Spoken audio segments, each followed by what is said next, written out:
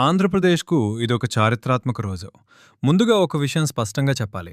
ఈ వీడియో రాజకీయాల గురించి కాదు. ఆంధ్రప్రదేశ్ అభివృద్ధికి సంబంధించిన ఒక ముఖ్యమైన ప్రాజెక్టు గురించి. ఈరోజు ప్రధానమంత్రి నరేంద్ర మోదీ విజయనగరం జిల్లా భోగాపురంలో నిర్మించిన అల్లూరి సీతారామరాజు అంతర్జాతీయ విమానాశ్రయాన్ని జాతికి అంకితం చేశారు. అయితే ఈ విమానాశ్రయం ఒక్క రోజులో నిర్మించబడలేదు. దీని వెనుక దాదాపు 7 సంవత్సరాల ప్రయాణం ఉంది.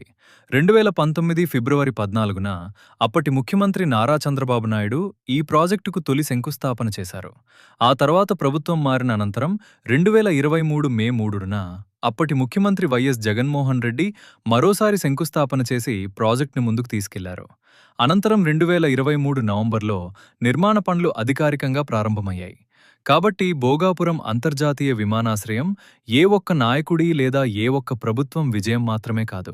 ఇది అనేక సంవత్సరాల ప్రణాళిక, 2 రాష్ట్ర ప్రభుత్వాల కృషి, కేంద్ర ప్రభుత్వ సహకారం, ఇంజనీర్లు మరియు వేలాది మంది కార్మికుల శ్రమతో సాకారమైన ప్రాజెక్టు. ఉత్తరాంధ్ర అభివృద్ధికి ఇది ఒక కొత్త అధ్యాయంగా నిలవాలని ఆశిద్దాం.